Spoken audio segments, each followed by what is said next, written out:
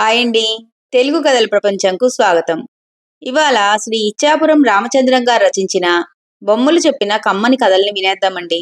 బొమ్మలు చెప్పిన కథలు. సింహాసనం వెనుక కథ. విక్రమార్కుడికి ఇంద్రుడు బహుమతిగా ఇచ్చిన సింహాసనం మీద అతని కొడుకు కూర్చునే అధికారం లేదని ఆకాశవాణి చెప్పగానే ఆ సింహాసనాన్ని భూస్థాపితం చేసేశారు.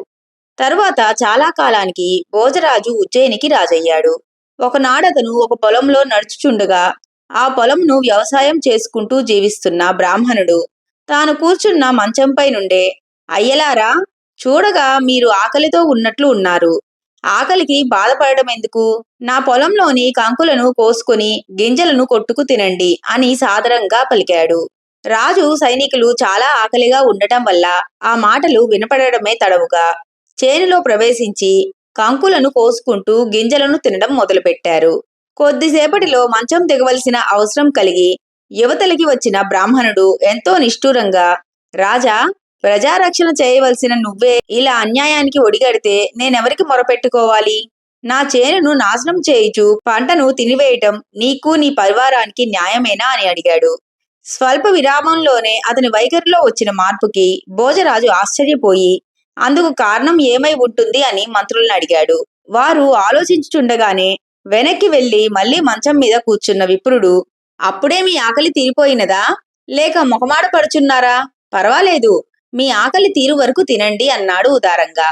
అది గమనించిన మంత్రులు, బ్రాహ్మణుడి మంచం కింద నేలలో ఏదో విచిత్రం ఉండవచ్చు రాజా అన్నారు. రాజు అప్పటికప్పుడే ఆ విప్రుడి పొలానికి అధిక ధరనిచ్చుకొని మంచం కిందనున్న నేలను త్రవ్వించాడు. అప్పుడు బయటపడిందొక సింహాసనం. ఆ సింహాసనం అతి సుందరంగా ఉంది. దానికి అమూల్యమైన రత్నాలు పొదగబడి ఉన్నాయి.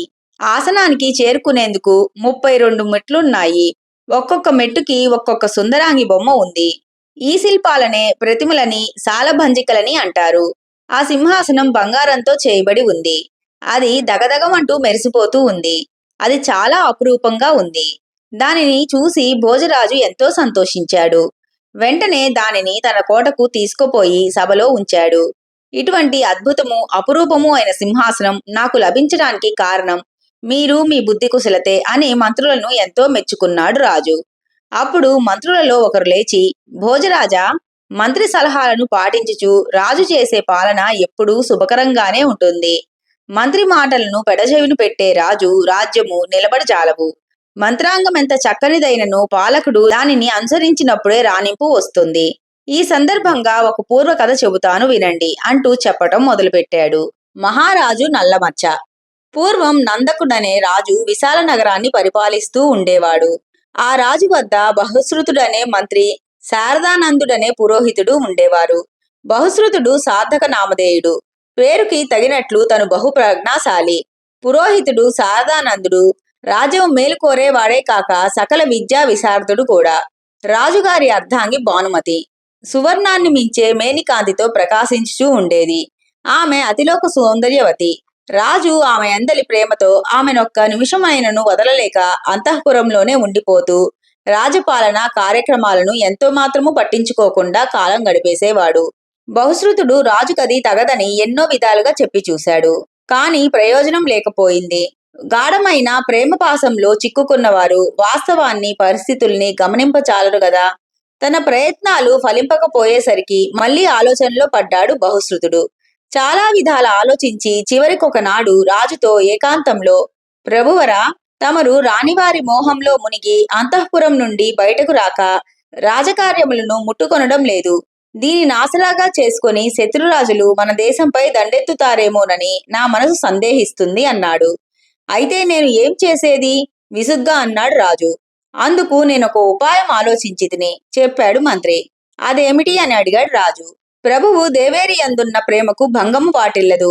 రాజకార్యములు నిర్వర్తించినప్పుడు ఏలినవారు కొలువు కూటమి నందుండుట తప్పనిసరి కనుక దేవేరి చిత్రపటంను వ్రాయించి కొలువులో ఉన్నంతసేపు తమరికి కనపడేలా ఉంచినచో సర్వశ్రేయస్కరముగా నుండును.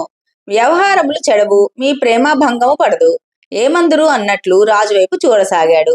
రాజు ఏ కలనున్నాడో గాని, సరే, మంచి చిత్రకారుని చేత భానుమతీదేవి పటం రాయించండి అని అనుజ్ఞనిచ్చాడు. బహుశ్రుతుడొక చిత్ర రచనా విశారదుడని రప్పించి భానుమతీదేవి చిత్రపటమునొక దానిని చూపి, చక్కని రంగులలో ఆమె చిత్రాన్ని గీసి తెమ్మన్నాడు. ఆ చిత్రకారుడు పటమునంతయు చిత్రించి కనులకు కాటుక రంగు వేస్తూ ఉంటే చిన్న కాటుక చుక్క చెదిరి చిత్రంలోని తొడలోపల భాగం మీద చిందింది. తరువాత దానిని తుడిచివేయవచ్చునని నిర్లక్ష్యం చేసి చిత్రాన్ని పూర్తి చేసి రాజసభకు చిత్రాన్ని తరలించాడు. అప్పుడు ఆ కాటుక చిందు గురించి జ్ఞాపకం వచ్చి ఆ మచ్చను తుడవబోతూ ఉండగా రాజపురోహితుడు శారదానందుడు అతన్ని వారిస్తూ, చిత్రకారుడా, భానుమతీదేవి పద్మిని జాతి స్త్రీ కనుక ఆమె తొడయందు మచ్చనుంచినచో దోషము లేదు అన్నాడు. అంతలో రాజు వచ్చి చిత్రాన్ని పరికించాడు. అతనికి ఆ చిత్రం ఎంతగానో నచ్చింది. చిత్రకారుడికి చక్కని బహుమానం ప్రకటించాడు. అతను మరలా ఆ చిత్రంను పరీక్షగా చూస్తూ ఉండగా తొడలోని నల్ల మచ్చ కంటపడింది. ఆ మచ్చేమిటి అని చిత్రకారుడిని అడిగాడు. ప్రభు, చిత్రంలోని కనులకు కాటుక రంగు వేయిచుండగా కుంచె చెదిరి రంగు తూలి అక్కడ పడింది. దాన్ని తుడిచివేయుటకు ప్రయత్నించేటంతట్లో రాజపురోహితులు శారదానందులు ఆ మచ్చను తుడవవద్దని, అది అట్లుండవలసిందేనని వారించారు. అందుచేత అలాగే ఉంచితిని అని వివరించాడు. రాజు సభ చాలించి అంతఃపురానికి వెళ్లి భార్య తొడపైనున్న మచ్చను చూసి చిత్రమునందలి మచ్చతో పోల్చి కోపం పట్టలేక, శారదానందుడు అంతఃపుర ద్రోహి, అతని తల నరకండి అని భటులను ఆజ్ఞాపించాడు. అంతలో బహుశ్రుతుడు రాజుని కలుసుకొని, రాజా, తమ ఆజ్ఞకు బద్ధుడనే, అయినను చిన్న మనవి చేయ సాహసించుచున్నాను. శారదానందుడు అనేక కళలలో అపారమైన జ్ఞానం కలవాడు.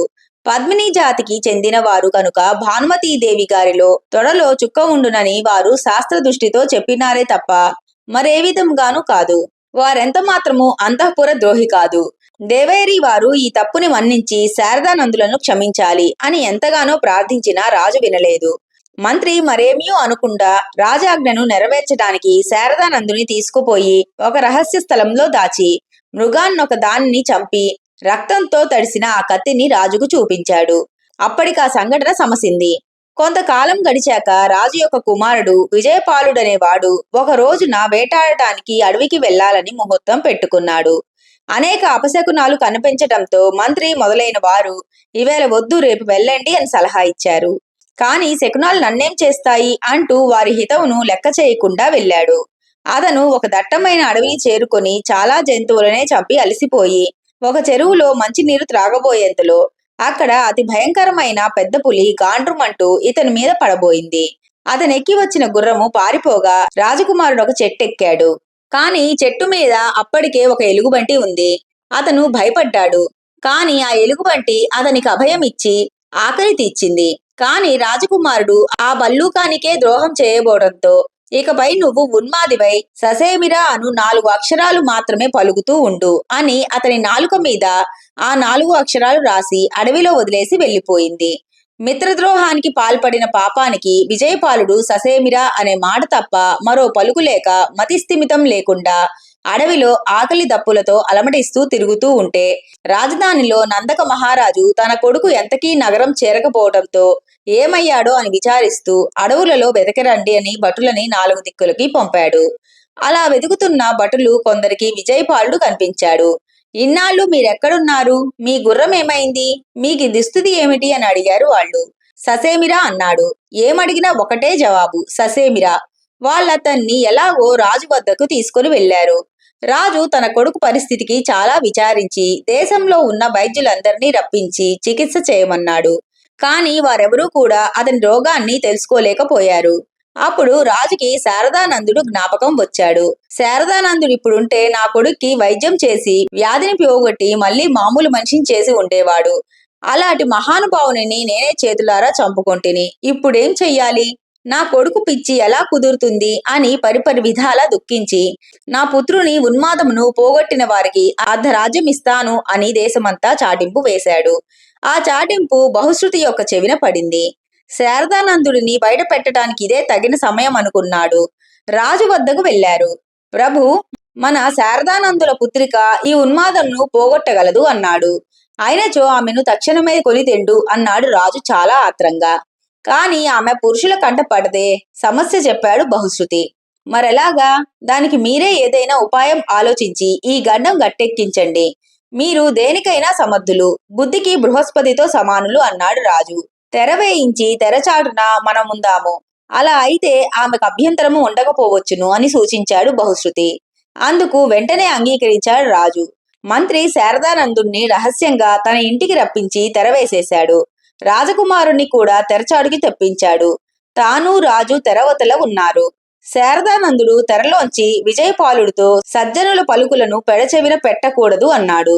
దాంతో రాజకుమారుడు ససేమిరాలోని సాని వదిలివేసి సేమిరా అన్నాడు. ఈసారి రాజు దూరముగా వెళ్లిపోకూడదు, సేనతో కలిసి ఉండాలి అన్నాడు. దానికి బదులుగా రాకుమారుడీసారి సేని కూడా విడిచి మిరా అన్నాడు. శారదానందుడు మిత్రద్రోహము ఎంత ఆపదలోనైనా కూడదు అని చెప్పాడు. అప్పుడు విజయపాలుడు మీని కూడా త్యజించి రా అనే అక్షరమే పలికాడు. శారదానందుడు రాజు బుద్ధిమంతుడై ప్రతి కార్యంను మంత్రుల సలహా ప్రకారం నడుచుకుంటూ ఉంటే ఇలాంటి కష్టములు రానే రావు అన్నాడు. దాంతో విజయపాలుడు రా అనే అక్షరాన్ని కూడా వదిలేసి కొన్ని క్షణాల పాటు మౌనంగా ఉండిపోయి అప్పుడు మున్పటిలా మామూలుగా మాట్లాడటం మొదలుపెట్టాడు. బహుశ్రుతుడప్పుడు రాజకుమారుని వైపు చూస్తూ అసలేం జరిగింది వివరించు అన్నాడు. అప్పుడు అతను తనని కాపాడిన ఎలుగుబంటికి తలపెట్టిన మిత్రద్రోహంతో సహా అది ఇచ్చిన శాపం, మంత్రి సలహా పెడచెవిన పెట్టటం, సేనను వదిలి అడవిలో దూరంగా వెళ్లటం మొదలైన వివరాలన్నిటితోనూ జరిగినదంతా చెప్పాడు. రాజుకు ఆశ్చర్యం వేసింది. ఎక్కడో అడవిలో జరిగిన వృత్తాంతం నీకెలా తెలిసిందమ్మా అని తెరకి అవతల ఉన్న పుత్రిక పేరుతో ఉన్న శారదానందుణ్ణి అడిగాడు. శారదానందుడికి రాణివాసం అందుండే భానుమతీదేవి గారి తొడలోని పుట్టుమచ్చ గురించి తెలిసినట్లే అని జవాబు వచ్చింది. నిజమే, నేను వట్టి మూర్ఖత్వంతోనూ తొందరపాటుతోనూ రాజగురువుని చేతులారా చంపుకున్నాను. ఆ లోటు పూడ్చుకోలేనిది. నా నేరానికి నిష్కృతి లేదు అంటూ పరితపిస్తూ ఉంటే బహుశ్రుతుడు కలగజేసుకొని, రాజా, గడిచిపోయిన దానికి ఎంత విచారించి ఏం లాభం? మీరు కోరితే ఇప్పుడే రాజగురు దర్శనం చేయించగలను అన్నాడు.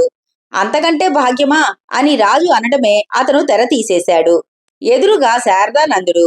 రాజు అతని పాదాల మీద పడి క్షమాపణ వేడుకున్నాడు. మంత్రి చేసిన యుక్తిని తెలుసుకుని ఎంతో సంతోషించి రాజ్యాన్నంతటినీ మంత్రి అధీనం చేసి వారు చెప్పినట్లే తాను నడుస్తూ ఉండేవాడు అని కథ ముగించాడు. భోజరాజు ఆనాటికి కొలువు ముగించాడు. ఒక శుభదినాన ఆ సింహాసనానికి పూజలు చేసి బ్రాహ్మణుల ఆశీర్వాదాలు పొంది భోజరాజు సింహాసనాన్ని అధిష్ఠించబోయాడు. అతను తొలిమెట్టు మీద పాదం మోపేంతలో దాని మీదున్న ఆ మాటలకు అతనికి కోపం వచ్చింది.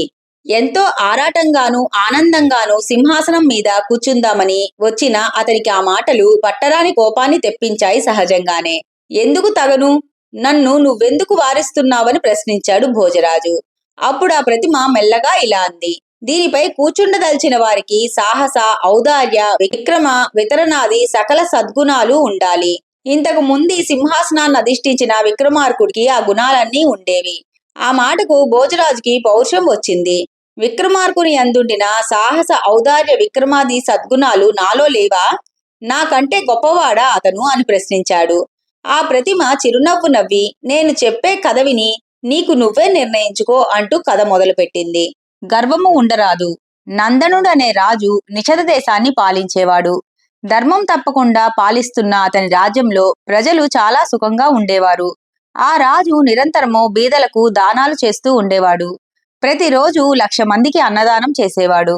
నందనుడి ధర్మగుణం గురించి ముల్లోకాల్లోనూ చెప్పుకుంటుంటే అతన్ని పరీక్షించాలని త్రిలోక సంచారి అయిన నారదుడు ఒకసారి రాజు వద్దకు వచ్చి, రాజా, నీ ధర్మగుణాన్ని సకల లోకాల వారు మెచ్చుకుంటున్నారు.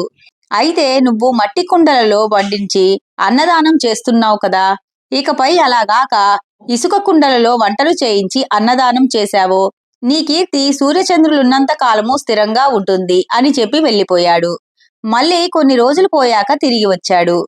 నందన మహారాజా, అన్నదానం చేసిన వారిని అనేక మందిని చూశాను. కాని నీలాగా ఇసుక కుండలలో వంట చేయించి అన్నదానాలు చేయించేవాడిని నిన్ను తప్ప మరెవ్వరినీ నేనెన్నడూ చూడలేదు సరికదా, విని కూడా ఉండలేదు. ఇసుక కుండలతో వంటలు చేయించగలిగావంటే నువ్వెంత శక్తి సంపన్నుడివో అని శ్లాఘించాడు. అప్పుడు రాజు, నారద మునీంద్ర, నా ధర్మగుణం వల్లనే ఆ ఇసుక కుండలు విడిపోకుండా ఉన్నాయి. ఇసుక కుండలు విచ్చిపోకుండుటయే కాదు, నేను ఏ కార్యమైనను చేయగలను అన్నాడు గర్వంతో. నారదుడు నవ్వుకుంటూ తన దారిన తాను వెళ్ళిపోయాడు. మర్నాడు రాజు ఇసుక కుండలలో వంట చేయించబోగా అవన్నీ విడిపోయినవి. ఓ భోజరాజా, తన గొప్పతనమును తాను పొగుడుకొనుట వలనను గర్వపడుట వలను అంతవరకు చేసిన మంచి పనుల ఫలితమంతయు నశించును. నాకంటే అధికుడా అని అడుగుట నీ వంటి వానికి తగదు అని నీకు తెలియదా? ఈ సింహాసనాన్ని అధిష్ఠించగోరువాడు నిగర్వి అయి ఉండాలి సుమా అంది. భోజరాజు తన పొరపాటు తానే గ్రహించి తల వంచుకొని సిగ్గుపడుతూ వెనుదిరిగాడు. ఆనాటికి సింహాసనం ఎక్కే ప్రయత్నం విరమించుకున్నాడు. మరుసటి దినమున అతను మళ్లీ సింహాసనం ఎక్కబోగా రెండవ మెట్టు మీదనున్న సాలభంజిక అతన్ని నివారించి కథ చెప్పటం మొదలుపెట్టింది. విక్రమార్కుని ఔదార్యం. భోజరాజా, విక్రమార్కుడు ప్రజారంజకంగా పరిపాలన చేస్తూ ఉండగా ఒకనాడు భటులతనికొక విచిత్రమైన విషయం చెప్పారు. ప్రభు, చిత్రకూట పర్వతం దగ్గర ఒకే ఒక్క దేవాలయం ఉంది. ఆ దేవాలయానికి ఎదురుగా ఒక బ్రాహ్మణుడు ప్రతిదినము హోమం చేస్తూ ఉన్నాడు. అతనలా ఎంతకాలం నుండి హోమం చేస్తున్నాడో కాని అతను చేసే హోమం యొక్క భస్మం పర్వతం కంటే ఎత్తైన రాశిగా పడి చూసేవారికి విస్మయం కలిగిస్తూ ఉంది. రాజుకి ఆశ్చర్యం కలిగింది. ఆ వింతేమిటో స్వయంగా చూడాలి అనుకున్నాడు. కొంతమంది భటులను వెంటబెట్టుకుని ఆ చిత్రకూట పర్వత ప్రాంతానికి వెళ్ళాడు. దేవాలయం ఎదురుగా హోమం చేస్తున్న బ్రాహ్మణుడిని చూశాడు. అతనికి నమస్కరించి, అయ్యా, మీరీ విధంగా చిరకాలం నుండి హోమం చేస్తూ ఉండటానికి కారణమేమిటి అని అడిగాడు. దానికి ఆ విప్రుడు ఇలా బదులు చెప్పాడు. రాజా, నాకు కొన్ని కోరికలున్నాయి. కాళికాదేవిని మెప్పించి ఆమె అనుగ్రహం వలన నా కోరికలు తీర్చుకోవాలని సంకల్పించుకున్నాను. కాని నేటి వరకు ఆమె దయ కలగలేదు. రాజుకు అతని మీద జాలి వేసింది. బ్రాహ్మణోత్తమ, మీరు విశ్రాంతి తీసుకుంటూ కూర్చోండి. మీకు బదులుగా నేనే ఆ హోమం చేసి కాళికామాతని మెప్పించి మీ కోరికలు తీరుస్తాను అన్నాడు. అతను అలాగే అన్నాడు. విక్రమార్కుడు దగ్గరలోనే ఉన్న కోనేటిలో స్నానం చేసి పరిశుద్ధుడై వచ్చాడు. నిష్ఠాగరిష్టతతో కాళికాదేవిని స్తుతిస్తూ హోమాది కార్యక్రమాలు చేయసాగాడు. కాని దేవి ప్రత్యక్షం కాలేదు. ఎంతకీ తల్లికి దయగలగకపోయేసరికి విక్రమార్కుడికి విసుగొచ్చింది. మొలడున్న కత్తిని తీశాడు. జగన్మాత, నా తలను నేనే ఖండించుకొని నీకు బలిచ్చుకుంటున్నాను. అప్పుడైనా నీకు అనుగ్రహం కలుగుతుందేమో అంటూ తన తలని నరుక్కునేందుకు కత్తిని పైకెత్తాడు. అప్పుడు కాళికాదేవి అతని ముందు ప్రత్యక్షమై, రాజా, నీ సాహసానికి మెచ్చుకున్నాను. నీకు కావలసిన వరం కోరుకో అని కరుణించింది.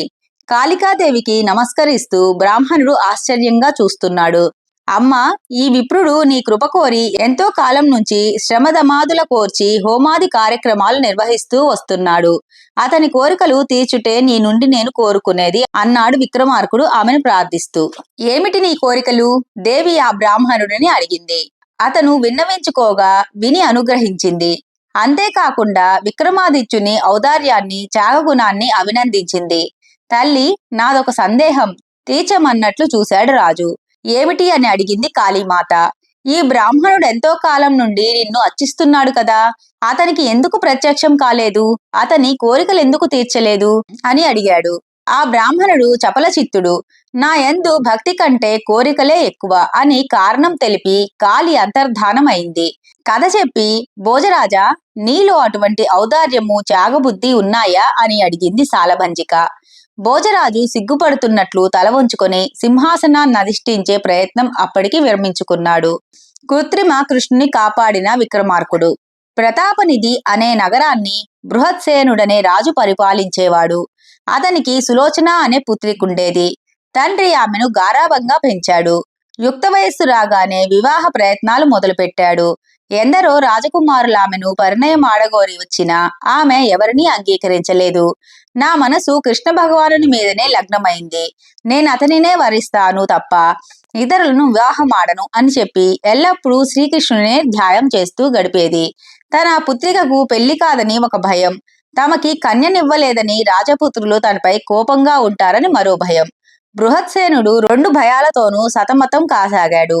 సులోచన కృష్ణుని తప్ప ఇతరులను వివాహం ఆడదన్న సంగతిని తెలుసుకున్న గౌలికుడనే రాజు ఒక కంసాలి చేత శ్రీకృష్ణ చిహ్నములన్నయూ చేయించి వానిని శరీరం అందెక్కడెక్కడ అలంకరించుకోవలెనో అట్లు అలంకరింపజేసుకుని గరుత్మంతుడిపై ఎక్కి సులోచన నివసించే భవనం మీద వాలాడు. సులోచన అతనిని చూసి తన భక్తికి మెచ్చి ఆ శ్రీకృష్ణ పరమాత్ముడే దయచేశాడని తలచి తల్లిదండ్రులను రప్పించి ఆ కపట కృష్ణునికి సకల ఉపచారాలు సపర్యలు చేసి తన కోరిక తీరినందుకు ఆనందించి అతనిని పెళ్లాడి సుఖంగా ఉంది. ఈ వార్త అందరికీ తెలిసింది. శ్రీకృష్ణ పరమాత్ముడే బృహత్సేనుడికి అల్లుడై అతనింటనున్నాడు. కనుక మనం ఆ రాజును మునుపటి వలె నిర్లక్ష్యంగా చూడటానికి ఇకపై వీలు లేదు అని ఏటేటా కట్నములు పంపుతూ ఉంటే, మరికొందరు వివేకము కల రాజులు మాత్రం ఇది ఏమి వింత, శ్రీకృష్ణ భగవానుడు ఏమిటి మనుష్య కాంతను వరించి పరిణయమాడటమేమిటి, దీనిలో ఏదో మోసం ఉన్నది, మనం బృహత్సేనుడిపై దండెత్తుదాం, సులోచన భర్త నిజంగా కృష్ణుడే అయితే అతని చేతిలో మనకి మరణం తప్పదు, అది మంచిదే, భగవంతుని చేతిలోని చక్రముచే చంపబడితే మనం వైకుంఠానికే పోతాం, సులోచన భర్త నిజం కృష్ణుడు కాకపోతే మనం విజయం సాధించి రాజ్యం పొందుతాం, కనుక ఎటు చూసినా బృహత్సేనుడిపై దండెత్తడమే మంచిది అనుకుని యుద్ధం ప్రకటించి తమ బలగాలతో వచ్చి ప్రతాపనిధి నగరాన్ని ముట్టడించారు. బృహత్సేనుడు ఆ సైన్యాలను చూసి భయపడి తన అల్లుడి వద్దకు వచ్చాడు. దేవాదిదేవా, నేను నిన్నే నమ్మి ఉన్నాను, శత్రురాజులు నా కోటను ముట్టడించారు, భక్తుని కాపాడుట దేవుని ధర్మం, పైగా నాకు అల్లుడవైన నీకు నేను ఆప్తుడను కూడా, కనుక నా ఆపద తీర్చి నన్ను రక్షించు అని కోరాడు. దానికి ఆ కపటకృష్ణుడు, మామగారు మీకేమీయూ భయం లేదు, నేనిప్పుడే వెళ్లి శత్రుసేనల్ని అంతమొందించి వస్తాను, మీరు ఇంట్లో హాయిగా ఉండండి అని సులోచనకు కూడా నేను తిరిగి వచ్చే వరకు నువ్విక్కడే ఉండు అని ఆంక్ష విధించి శంఖ చక్రాదులు దాల్చి గరుడ వాహనం ఎక్కి ఆకాశంలోకి ఎగిరాడు. కాని అపారమైన శత్రు సైన్యాన్ని గమనించేసరికి అతనికి దిగులు భయము వేశాయి.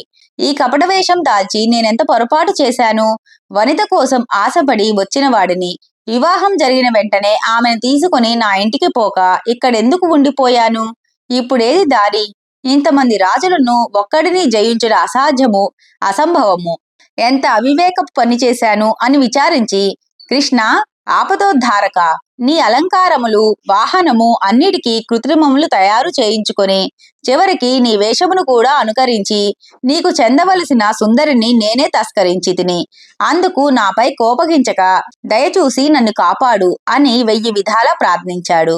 అప్పుడు శ్రీకృష్ణుడు అతనికి ప్రత్యక్షమై భయం లేదు అని అభయమిచ్చి ఇంటికి పొమ్ము అని సమర రంగానికి విక్రమార్కుడిని నియోగించాడు. గౌలీకుడు ఇంటికి చేరేసరికి అత్తమామలు, భార్య, చుట్టములు మా పాలిట దైవానివే అంటూ అతన్ని పొగిడారు. శత్రురాజులందరూ యుద్ధంలో హతులై విజయం బృహత్సేనుడినే వరించింది కదా, దైవ సహాయం ఉన్నవారికి అసాధ్యం అనేదే ఉండదు, విక్రమార్కుడికి దైవ సహాయం అపరిమితంగా ఉంది, అందుకు కారణం ఆ రాజు చేసిన సాహసాలు, త్యాగాలు. భోజరాజా, నీకు అలా దైవ సహాయం ఉందని భావిస్తున్నావా అని అడిగింది సాలభంజిక. లేదు అని నోటితో చెప్పడానికి సిగ్గుపడి ఆ రోజుకిక సింహాసనాన్ని అధిష్ఠించే ప్రయత్నం విరమించుకున్నాడు భోజరాజు. విక్రమార్కుని దాన వితరణ. ఒకనాడు విక్రమాదిత్యుడు వినోదం కోసం ముకుందవనమనే ఉద్యానవనమునకు తన పరివారమంతటితోనూ కలిసి వెళ్ళాడు. అదే సమయానికి అక్కడ భూదేవుడనే వృద్ధుడొకడు వచ్చి, రాజా, నేను చాలా సంవత్సరాల పాటు దుర్గను గురించి ఘోర తపం చేశాను, కొన్నాళ్లకు దేవి ప్రత్యక్షమై ఇలా చెప్పింది, కొంతకాలంలో విహారార్థం విక్రమార్కుడు ఇక్కడికి వస్తాడు, అతన్ని దర్శించుకో, నీకేం కావాలో అతన్ని అడుగు, అతను నీ కోరికలను తీరుస్తాడు అని చెప్పింది. అప్పటి నుంచి నీ రాక కోసం ఎంతగానో ఎదురు చూస్తున్నాను, ఇన్నాళ్లకు నా పంట పండింది, నా ఎదురుచూపు ఫలించింది అన్నాడు వినయ గౌరవాలతో. విప్రవర్య, తమ కోరిక తెలుపుడు అన్నాడు విక్రమాదిత్యుడు. రాజా, ఈ వనానికి దగ్గరలో ఒక నగరం నిర్మించు, దానికి చండికాపురం అనే పేరు పెట్టు, దానికి నన్ను రాజుగా చెయ్యి, కొంతకాలం నన్ను రాజ్యం చెయ్యని అని తన మనోవాంఛను వివరించాడు. విక్రమార్కుడు అలాగే అని మాట ఇచ్చి 1 దినములు అక్కడనే ఉండి నగరాన్ని నిర్మించి దానికి చండికాపురం అనే పేరు పెట్టాడు. ఆ బ్రాహ్మణుడికి పట్టం కట్టాడు, చతురంగ బలాలు సమకూర్చాడు, కోశాగారాన్ని కొన్ని కోట్ల వరహాలతో నింపాడు, బ్రాహ్మణ దంపతులకు తగిన వస్త్రాలని అలంకారాలని కానుకలుగా ఇచ్చి తన రాజ్యంలోని కొంత భాగాన్ని సుఖంగా పరిపాలించుకోమన్నాడు అని కథ ముగించి సాలభంజిక అడిగింది. భోజరాజా, నీలో ఇంత దానగుణం ఉందేమో ఆత్మ పరిశీలన చేసుకో. అప్పటికే లగ్నం మించిపోవడంతో భోజరాజు వెనక్కి మరలిపోయాడు. దేవదత్తుని పరీక్ష, విక్రమార్కుని విజయం. ఉజ్జయిని నగరంలో వసులోచనుడనే విప్రుడుండేవాడు. అతనికి చాలా కాలం వరకు సంతానం కలగకపోవడంతో శివుడిని ఆరాధించి అతని అనుగ్రహంతో ఒక పుత్రుని కని దేవదత్తుడనే పేరు పెట్టి వేదశాస్త్రాలు మొదలైన విద్యలు నేర్పించసాగాడు. దేవదత్తుడు పువ్వులు, పండ్లు, సమిధలు, దర్భలు తెచ్చుడకై పట్నానికి దూరంగా ఉన్న అడవిలోకి వెళ్ళాడు. అదే రోజున విక్రమార్కుడు వేటకై అడవికి వెళ్లి అనేక మృగాలను చంపి ఒక పులిని తరుముటలో సేనలను విడిచి అడవిలో చాలా దూరం వెళ్లి అలసిపోయి దాహము ఆకలి వేస్తుంటే దేవదత్తుడున్న చోటికి వచ్చాడు. అతను రాజును చూసి పరిస్థితిని అర్థం చేసుకుని రాజుకి దాహం తీరేలా మంచినీటిని, ఆకలి తీరేలా పళ్ళని ఇచ్చి గుర్రాన్ని నడిపిస్తూ చాలా దూరం అతనికి తోడుగా వచ్చాడు. విక్రమార్కుడు అతని ఉపకారమునకు సంతోషించి నగరం చేరిన వెంటనే అతన్ని పిలిపించి ఒక గ్రామం ఇచ్చి ముందు ముందు నీకింకనూ ఉపకారములు చేస్తాను అని పంపాడు. కొంతకాలం గడిచింది. దేవదత్తుడు ఆ నగరమందున్న ఒక రాజపుత్రుని దొంగిలించి రహస్య స్థలంలో దాచి అతని నగలను తీసుకుని వాటిని అమ్ముటకై బజారు వీధికి వెళ్లి దుకాణంలో చూపుచుండగా రాజభటులు ఆ ఆభరణములను గుర్తించి దేవదత్తుని బంధించి దొంగ దొరికాడు అంటూ రాజు ముందర నిలబెట్టారు. విక్రమార్కుడు దేవదత్తుని ఆనవాలు పట్టి ఎందుకిలాంటి పనులు చేశావు? నేను నీకు ఇంకనూ ప్రత్యుపకారం చేస్తానన్నాను కదా. రాజకుమారుని ధనమునకై చంపితివి, అయినను మన్నించితిని పొమ్ము అంటూ కట్లు విడిపించాడు. దేవదత్తుడు ఇంటికి వెళ్లి రాజపుత్రుని రాజుగారి సన్నిధికి తీసుకువచ్చాడు. మీరు ఆనాడు నాకు ముందు ముందింకనూ ఉపకారములు చేస్తానని వాగ్దానం చేశారు కదా, అది మరిచిపోయారేమో పరీక్షిద్దామని ఇలా అపరాధం చేశాను అని చెప్పాడు. రాజు చిరునవ్వు నవ్వి అతనికి కావలసిన ధనమిచ్చి పంపాడు. భోజరాజా, నీకు ఇలాంటి గుణము లేదే.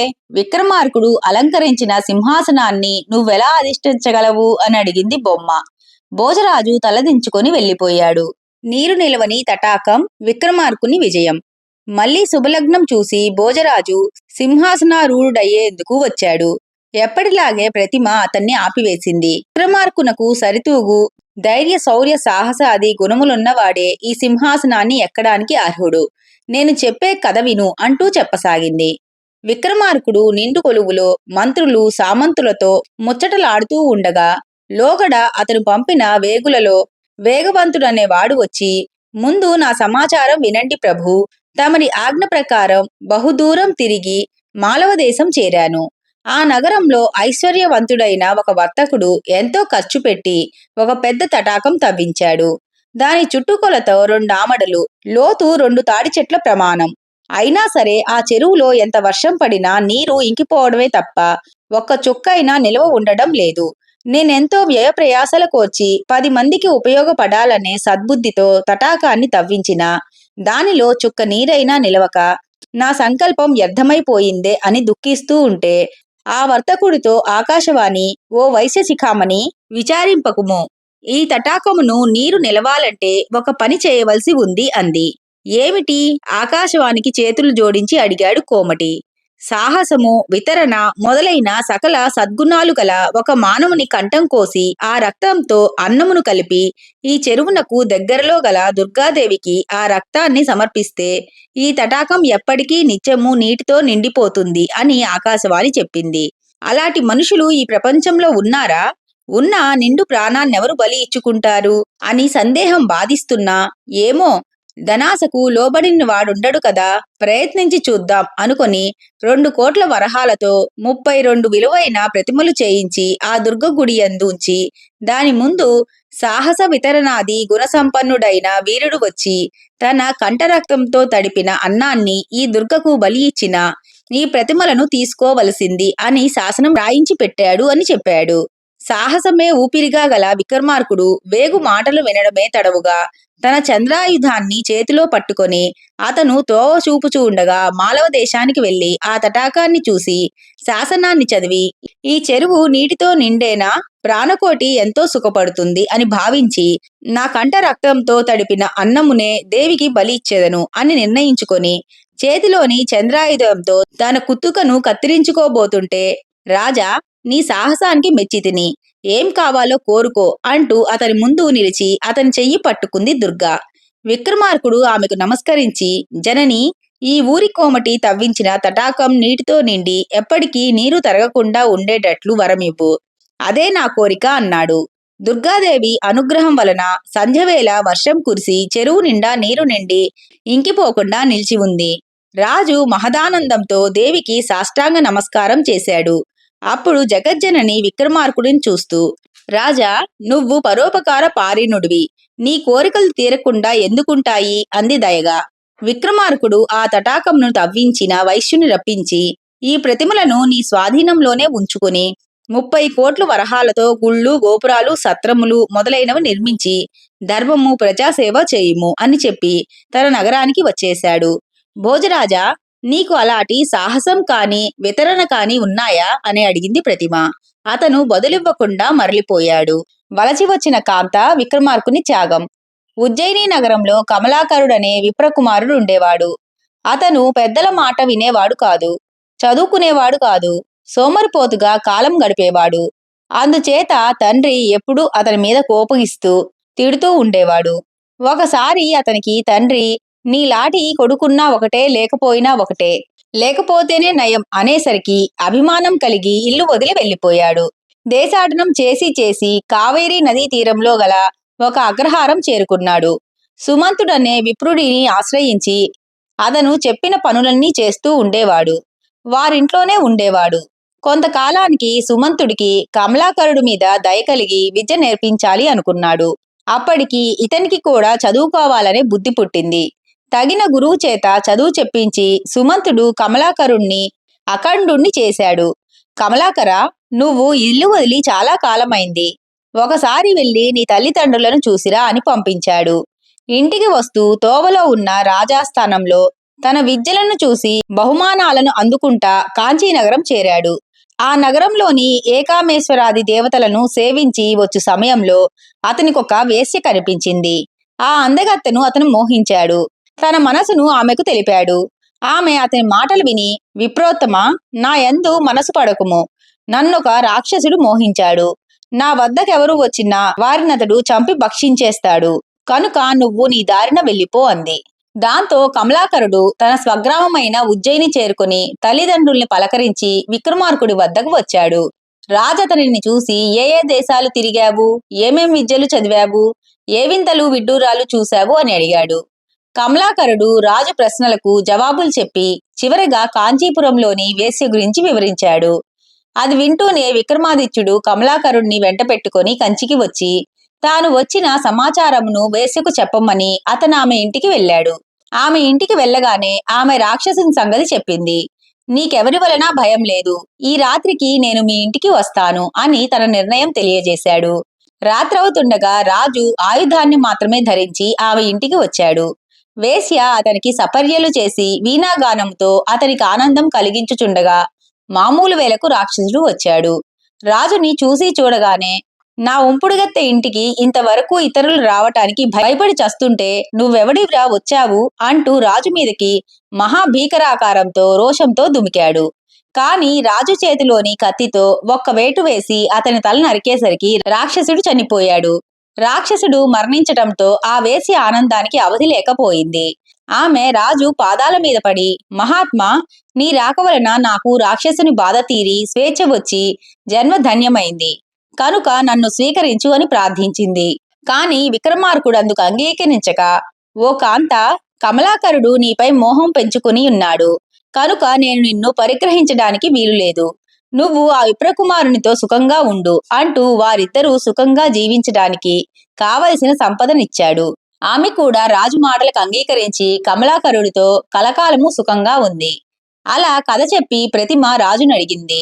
భోజరాజా, విక్రమార్కుడుకున్న అలాంటి సాహసము, త్యాగబుద్ధి నీలో ఉన్నాయా? వలసి వచ్చిన కాంతను అన్యుల పరం చేయగల విశాల హృదయం నీకుందా? లేదని మాటలతో చెప్పలేక తలదించుకున్నాడు భోజరాజు. ఆ వేళకి శుభలగ్నం దాటిపోవటంతో సింహాసనమెక్కే ప్రయత్నాన్ని విరమించుకొని ఇంటికి వెళ్ళిపోయాడు. రత్నాల వ్యాపారి రాజుగారి ఔదార్యం. విక్రమార్కుడు కొలువు తీరి ఉన్న సమయంలో ఒక వర్తకుడు వచ్చాడు. రాజుకి నమస్కరించి, రాజా, నేనొక రత్నాల వ్యాపారిని. నా దగ్గర 10 రత్నాలున్నాయి. వాటికి మీకు తోచిన వెల ఇచ్చి తీసుకొనుడు అని రత్నాలను బయటపెట్టాడు. వాటి వెల ఎంతో చెప్పు అన్నాడు విక్రమార్కుడు. నిజంగా నాకు తెలియదు ప్రభు అన్నాడు వ్యాపారి. అప్పుడు రాజు రత్న పరీక్షల్లో నిపుణుని తెప్పించి వాని చేత ఆ రత్నాలకు విలువ కట్టించాడు. ఆ రత్నములు అతి విలువైనవి. రత్నాల వ్యాపారి 10 రత్నాలకి 10 లక్షల వరహాలిచ్చాడు.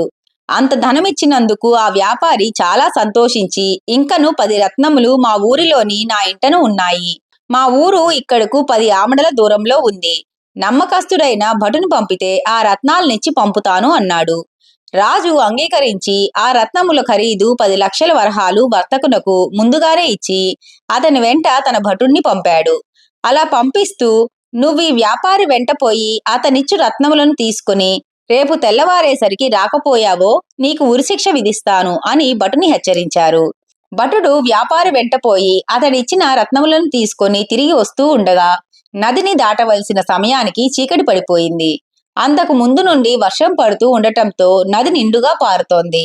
సూర్యోదయంలోగా రాజుని చేరకపోతే ఉరిశిక్ష విధింపబడుతుందనే భయంతో నావ నడిపేవాడిని నది దాటించమని కోరాడు. అతను రాజభటుడి కోరికని అంగీకరించక నది పొంగుతుంది, పైగా చీకటి పడిపోయింది, నేను దాటించను అన్నాడు. తెల్లవారక మున్పే రాజును కలుసుకొని నా వద్దనున్న రత్నాలను అందజేయకపోతే నాకు ఉరిశిక్ష పడుతోంది. నేను రాజాజ్ఞను పాటించవలసిన రాజసేవకుడను, గడువులోగా చేరుకోవాలి అని పరిపరి విధాలుగా ప్రార్థించిన నావికుడు మొండిగా, నీవెవరివైనా నాకేమి, నేను ఇటువంటి సమయం కాని సమయంలో నది దాటించను. రాజు అనినా నాకు భయమా? నువ్వు గడువు లోపల చేరకపోతే నాకొచ్చే నష్టమేమిటి? చేరుకుంటే నీ రత్నాలొచ్చి నా ఒళ్ళో పడతాయా అనేశాడు నిర్లక్ష్యంగా. నీకొక వరహా ఇస్తాను అంటూ భటుడు ఆశ చూపాడు. నీ దగ్గరున్న 10 రత్నాలలోనూ 5 ఇచ్చిన గాని నేను నిన్ను నదిని దాటించను అన్నాడు. అంత దురాశ పనికిరాదు అన్నాడు రాజభటుడు. ఇటువంటి సమయంలో నదిని దాటుటకూడదు అన్నాడు నావికుడు. చేసేది లేక 5 రత్నములిచ్చి నదిని దాటి గడువు లోపల రాజధాని చేరుకొని రాజాజ్ఞ నిర్వర్తించి ఉరిశిక్ష తప్పించుకొనుటయే ఉత్తమమని తలచి అతను 5 రత్నాలను నావికుడికి ఇచ్చుటకు అంగీకరించాడు. నదిని దాటి రాత్రి 3వ జామునందే రాచనగరు చేరి తాను వచ్చినట్లు రాజుకు తెలియజేయగా, రేపు ఉదయం రమ్ము అన్నాడు రాజు. మర్నాడు భటుడు 5 రత్నాలను రాజు ముందుంచి జరిగినదంతా వివరించి, ఆ పడవవాడు బొత్తిగా భయభక్తులు లేనివాడు, పైగా దురాశాపరుడు, నదిని దాటించుటకు 5 రత్నములు తీసుకున్నాడు. అప్పటికి అంతకంటే గత్యంతరము లేక వానికవి సమర్పించవలసి వచ్చింది. ప్రభువు నా తప్పు మన్నించాలి అన్నాడు. అంతలో ఆ పడవవాడు రాజసభకు వచ్చాడు. వస్తూనే రాత్రి తను భటుని వద్ద వసూలు చేసిన 5 రత్నాలను రాజు ముందుంచి, తమ సేవకుని గుణమును పరీక్షించుటకు అలా చేశాను, నా తప్పు కాయండి అని ప్రార్థించాడు. రాజు నవ్వుకొని ఆ రత్నాలను నేనిచ్చినట్లే భావించి తీసుకో అని వానిని పంపివేసి, రాజాజ్ఞను మేరకుండా వచ్చినందుకు 5 రత్నములు నీకు నా బహుమానము అంటూ వానిని భటునికి ఇచ్చేశాడు. సాలభంజిక అంతవరకు కథ చెప్పి, ఓ భోజరాజా, ఆ విక్రమార్కుడికున్న ఉదార గుణం నీలో ఉందా అని ఆత్మపరిశీలన చేసుకో అంది. లేదన్నట్లు అడ్డంగా తలూపుతూ మౌనంగా మరలిపోయాడు భోజరాజు. స్త్రీల రాజ్యంలో విక్రమార్కుని సాహసాలు. పూర్వకాలంలో సుశీలుడనే బ్రాహ్మణుడు తీర్థయాత్రలు చేయించు దేశ దేశాలు తిరుగుతూ స్త్రీలే పరిపాలించే ఒక రాజ్యానికి చేరాడు. ఆ దేశంలో ఒక ఆలయంలో ధ్వజస్తంభం మీద శాసనము చెక్కబడి ఉండుట చూసి ఆసక్తిగా చదివాడు. ఎవడు ఈ సలసలా కాగుతున్న నూనె గంగాలంలో సాహరించి దుముకుతాడో అతడే ఈ స్త్రీల రాజ్యంనకు అధిపతి అగును అని ఉంది. అది అతనికి వింతగా తోచింది. సలసల కాగే నూనెలో పడినవాడు రాజ్యాధిపతి అగుట బతికుంటే కదా అనుకున్నాడు. అతను దేశాటనము తీర్థయాత్రలు పూర్తి చేసుకుని కొన్నాళ్లకు ఉజ్జయిని నగరం చేరి విక్రమార్కుడిని సందర్శించి తాను శ్రీరాజ్యమున చూసిన వింతలను వివరించెను. అది వినిన వెంటనే సుశీలుని వెంట తీసుకొని స్త్రీరాజ్యానికి పయనమయ్యాడు. అక్కడ కాళికాలయం, దాని ముందు ఆకాశాన్ని కంటుతున్న ధ్వజస్తంభం, దాని మీద శాసనం, ధ్వజస్తంభానికి దగ్గరలోనే సలసలా కాగుతున్న నూనెతో పెద్ద గంగాలం అన్నీ చూశాడు. శుచిగా స్నానం చేసి కోవెలలోని కాళీమాతను పూజించి వచ్చాడు. అప్పటికే కాగు నూనెలో దుముకుటకు ఇన్నాళ్లకొక సాహసి వచ్చాడన్న వార్త విని ఎందరో స్త్రీలు అక్కడికి విచ్చేసి గమనించసాగారు.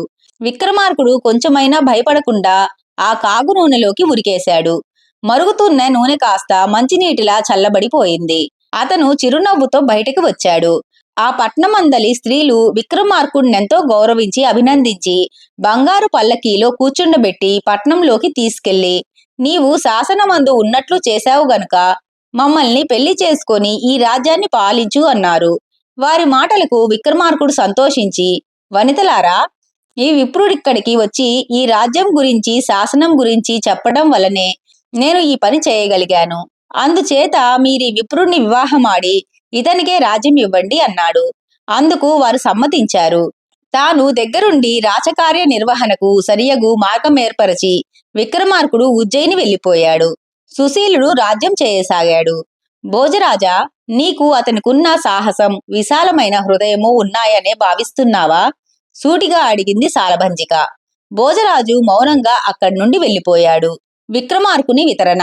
విక్రమార్కుని రాజ్యంలో ఉండే భట్రాజొకడు అవంతి దేశపు రాజు వద్దకు పోయి విక్రమార్కుని సాహస విక్రయాలను పొగుడుచు కొన్ని పద్యాలు చదివాడు. ఆ పద్యాలు వినేసరికి అవంతిరాజు అసూయపడి భటుడు చిన్న బహుమానం ఇచ్చి పంపివేసి విక్రమార్కునకు వచ్చినంత కీర్తి ప్రఖ్యాతులు తనకెట్లు వచ్చునా అని ఆలోచిస్తూ ఎప్పుడూ పరాకుగా ఏదో లోకంలో ఉన్నట్లుండటం మొదలుపెట్టాడు. అప్పుడు ఒక సన్యాసి అతని వద్దకు వచ్చి అతని చింత దేని గురించో అని అడిగాడు రాజును. రాజు, స్వామి, ఒక భట్రాజు వచ్చి విక్రమార్కుని గుణగణములు స్తుతిస్తూ పద్యములు చదివాడు. అవి నా వంటి వాడికి ఆశ్చర్యం కలిగించాయి. అంతటి కీర్తివంతుడు భూమి మీద మరొకరు లేరు.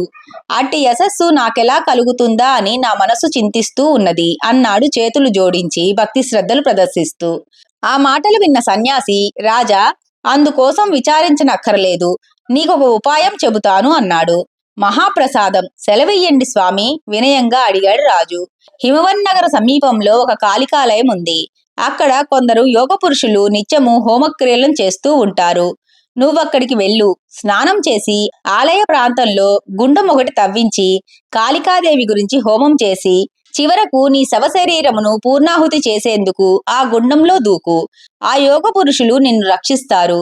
కాళీమాత ప్రత్యక్షమవుతుంది. కోరుకున్న వరం ఇస్తుందని చెప్పాడు సన్యాసి. రాజు అక్షరాల అలాగే చేసి కాళీమాతని ప్రతిదినము 7 కోట్ల ధనం నా నగరంలో పడాలి అని కోరగా, నువ్వు ప్రతిదినము ఇక్కడ హోమం చేసినట్లే చేసి హోమగుండంలో ఉరికి నీ శరీరాన్ని పూర్ణాహుతి ఇచ్చినట్లయితే నువ్వు కోరినట్లే ధనవంతుడు అవుతావు అని ఆ దేవి అదృశ్యమైంది. అవంతిరాజు యోగ పురుషుల వద్ద సెలవు తీసుకుని తన నగరానికి వచ్చి కాళి చెప్పినట్లే చేస్తూ ధనం పొందుతూ అడిగిన వారికల్లా దానం చేస్తూ దానకర్ణుడని ప్రఖ్యాతి పొందాడు. ఆ వార్త చారుల వలన విక్రమార్కుడు విన్నాడు. తక్షణమే అతను హిమవత్ పర్వతమునకు వెళ్లి హోమం చేసి తన శరీరాన్ని పూర్ణాహుతి చేయబోగా కాళికాదేవి ప్రత్యక్షమై వరం కోరుకోమంది. అప్పుడతను, అవంతిరాజు నీకు ప్రతిదినము తన శరీరాన్ని పూర్ణాహుతినిచ్చుచున్నాడు కదా అని అడిగాడు. అవును అంది కాళి. అతనలాగా తన శరీరాన్ని పూర్ణాహుతి నీయకుండానే ఆ ధనం అతనికి వచ్చేటట్లు వరం ప్రసాదించు అని కోరాడు. సరే అంది కాళి. ఆ సమాచారాన్ని విక్రమార్కుడు తన చారులచే అవంతిరాజుకు తెలియజేశాడు. అతనెంతో ఆశ్చర్యపడి విక్రమార్కుడి వద్దకు వచ్చి, రాజా, నీ వంటి వితరణశీలి అయిన రాజు ఈ భూమిలో పుట్టబోడు అని స్తుతించి కృతజ్ఞతలు తెలిపి తన నగరానికి వెళ్ళిపోయాడు. మరి భోజరాజా, నీకంతటి విశాల హృదయము, వితరణ గుణము ఉన్నాయా అని ప్రశ్నించింది ప్రతిమ. భోజరాజు లేవన్నట్లు తల వంచుకున్నాడు. విక్రమార్కుని దాతృత్వం. ఒకనాడు విక్రమార్కుని వద్దకు మనోవేగుడనే సిద్ధుడొకడు వచ్చి ఒక వింత గురించి చెప్పాడు. రాజా, ఉదయపర్వత పాదం దగ్గర అఘనాసనమనే కోనేరుంది. సూర్యోదయం అవుతుంటే ఆ కోనేటి నీటిలోంచి ఒక బంగారు కలశం పైకి వస్తుంది. ఎండెక్కుతున్న కొద్దీ ఆ కలశం పైకి వ్యాపిస్తూ మిట్ట మధ్యాహ్నానికి సూర్యుణ్ణి సమీపించి ఆకాశాన్నంటుతూ ఉంటుంది. పొద్దు మరలగానే అది కిందకి దిగడం ప్రారంభిస్తుంది. చీకటి పడేసరికి పూర్తిగా కోనేటిలో మునిగిపోతుంది. ఆ ఉదంతం వినగానే రాజు ఆశ్చర్యం పట్టలేక నిజమా అని అడిగాడు. అంతలోనే ఆ వింతను నేను కల్లారా చూడాలి, మరక్కడికి వెళ్ళటం ఎలా అని సిద్ధుణ్ణి అడిగాడు. అందుకు ఆ సిద్ధుడు, అదేమీ కష్టం కాదు రాజా, నా దగ్గర ఒక పసరుంది. దానిని పాదాలకు పూసుకొని మనసులో ఎక్కడికి వెళ్ళాలని కోరుకుంటే అక్కడికి నిమిషాల్లో చేరుకోవచ్చు అన్నాడు. ఆలస్యం ఎందుకు, పదండి వెళ్దామన్నాడు విక్రమాదిత్యుడు. సిద్ధుడు పసరును తీసి రాజు పాదాలకు తన పాదాలకి రాశాడు. అగనాసనము వద్దకు పోవాలా అని మనసులో తలుచుకోవటమేమిటి? నిమిషంలో ఇద్దరూ అక్కడున్నారు. సూర్యోదయం అయ్యే వరకు వాళ్ళిద్దరూ కోనేటి గట్టు మీదే ఉన్నారు. అటు సూర్యుడు ఇటు ఉదయిస్తూ ఉంటే ఇటు కోనేటిలోంచి బంగారు కలశం పైకి రాసాగింది. సూర్యుడు పూర్తిగా ఉదయించేసరికి కలశం కూడా పూర్తిగా నీటిపైకి వచ్చింది. విక్రమార్కుడు సాహసంతో ఆ కలశం మీద కూర్చున్నాడు. వేలతో పాటే ఆ కలశం పైకి వెళ్తూ ఉంటే కలశం మీద కూర్చున్న విక్రమాదిత్యుడు కూడా కలశంతో పాటే పైకి వెళ్ళసాగాడు. మధ్యాహ్నం అయింది. కలశం సూర్యమండలాన్ని సమీపించింది. సూర్యుడు విక్రమార్కుడిని చూసి, నా కిరణాల వేడికి హాని పొందకుండా నన్ను సమీపించగలిగినందుకు నీకు నా అభినందనలు. నిన్ను నేనెంతో మెచ్చుకుంటున్నాను. ఈ దివ్య కుండలాలని నా బహుమానంగా స్వీకరించు అని కుండలాలను అందించి, విక్రమార్క, ఈ కుండలాలు సామాన్యమైనవి కావు, ప్రతిదినము బార్వ బంగారాన్నిస్తాయి అని చెప్పాడు. సూర్యుని వద్ద సెలవు తీసుకుంటూ నమస్కరించాడు విక్రమాదిత్యుడు.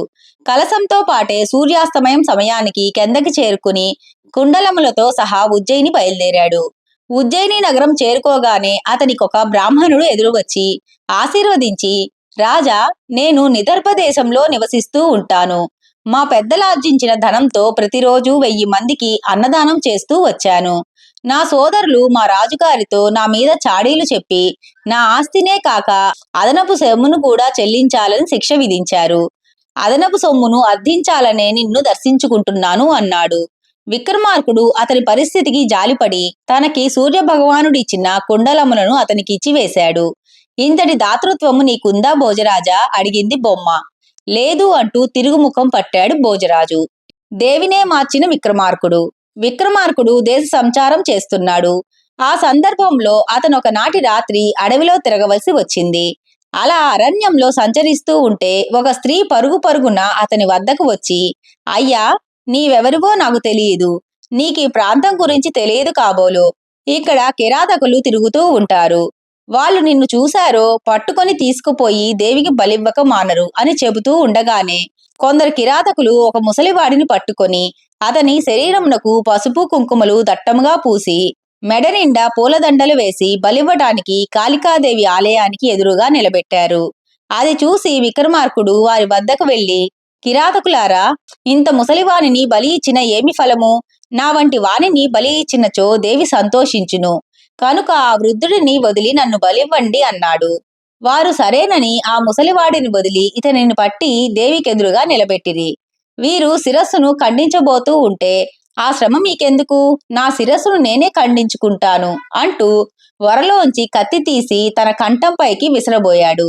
అదే క్షణంలో దేవి ప్రత్యక్షమై కత్తి కంఠం మీద పడకుండా సరైన సమయంలో ఆపి పట్టుకొని, రాజా, సాహసోపేత, నీ పరోపకార బుద్ధికెంతో సంతోషించాను. నీకేం కావాలో కోరుకో అని వరమిచ్చింది. రాజా ఆమెను స్తుతించి, దేవి, నీవు నరబలి కోరకుండా ఉంటానని నాకు వరము ప్రసాదించు అని ప్రార్థించాడు. దేవి అందుకు సమ్మతించి అదృశ్యమైంది. కథ చెప్పిన సాలభంజిక, చూశావా భోజరాజా, విక్రమార్కుడి అరుదైన హృదయం, ముసలివానిపై జాలి, తన కంఠాన్ని తానే నరుక్కునే సాహసం, దేవి అందలి దోషమునే సున్నితముగా ఎత్తిచూపి ఆమె దానిని సవరించుకున్నట్లు చేసిన నిర్భీతి, ఎన్నెన్ని సుగుణాలో వీనిలో ఒక్కటైనా నీలో ఉందని విశ్వసిస్తున్నావా? సూటిగా అడిగింది.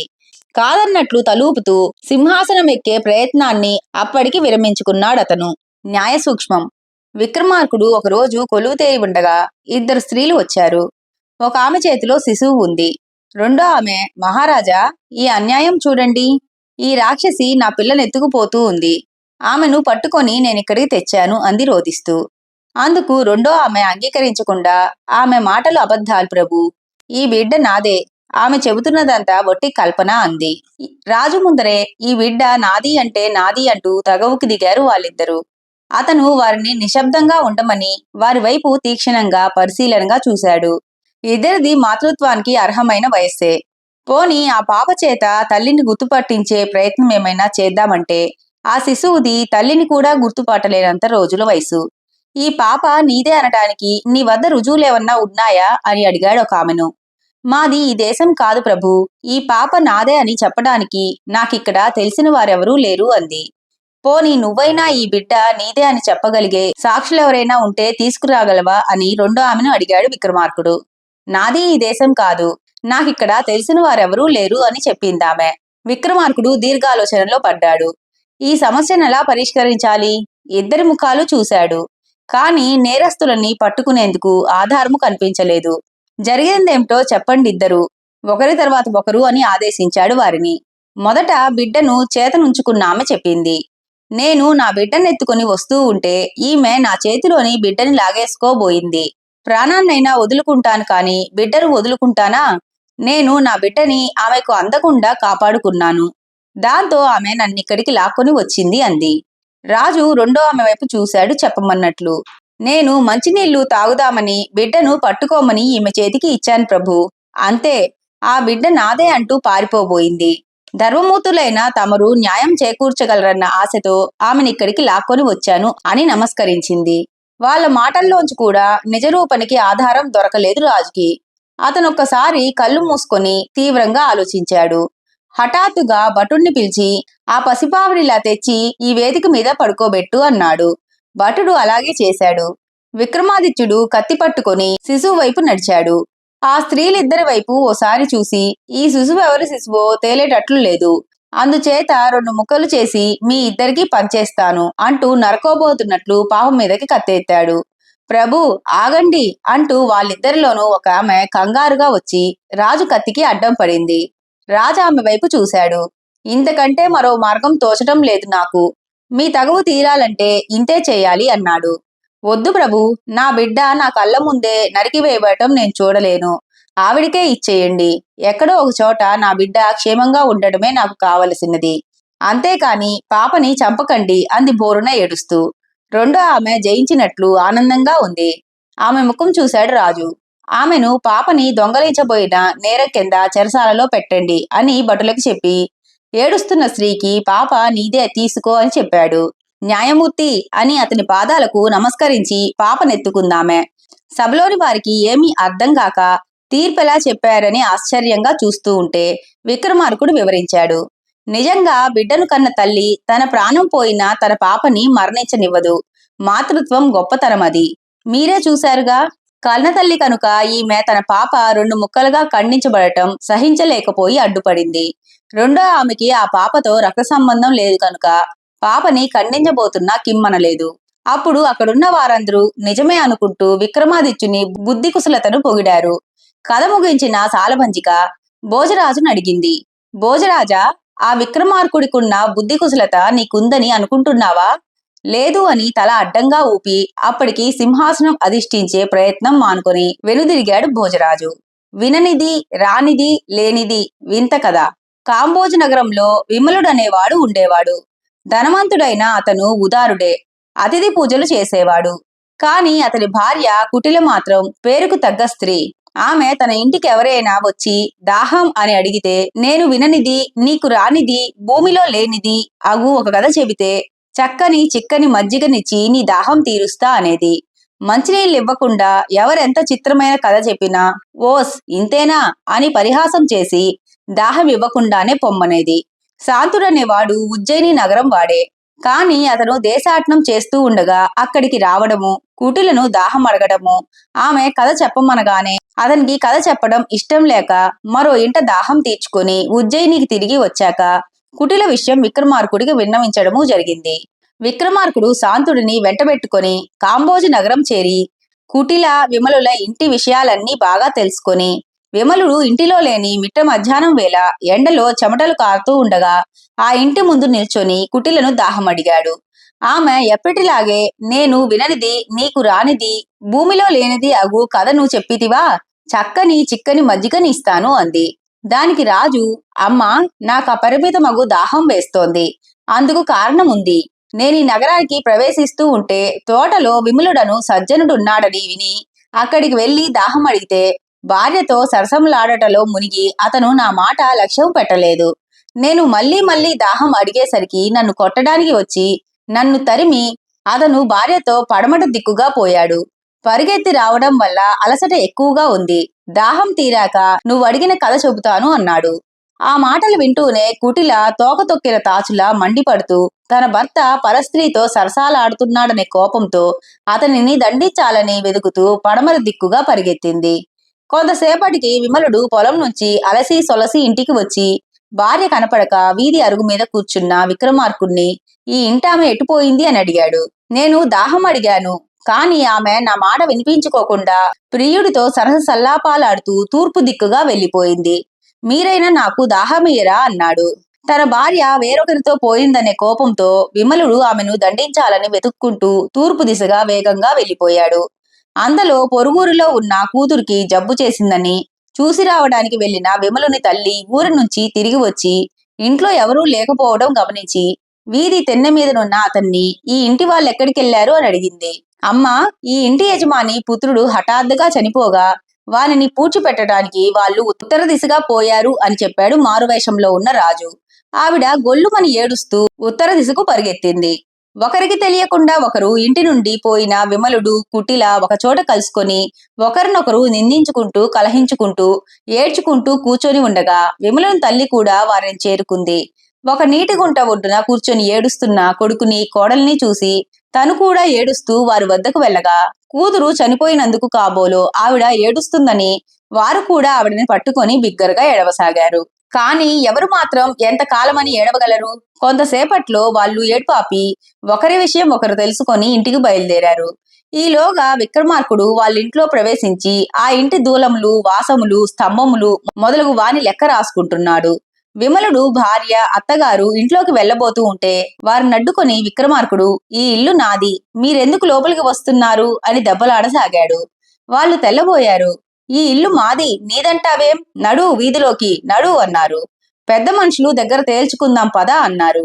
అతను సరే అని పెద్ద మనుషుల వద్దకు వచ్చి, వీరెవరో నా ఇంటిలోకి చొరబడబోచున్నారు అని తగవు పెట్టాడు. విమలుడి కుటుంబం పెద్ద మనుషులని ఈ ఇల్లు మాదని మీరెరుగరా అని అడుగుతూ ఉంటే, ఈ ఇల్లు వారిదే అయితే ఆ ఇంటి దూలములు, వాసాలు ఎన్నో చెప్పమనండి, లేకపోతే నేను చెబుతాను అన్నాడు రాజు.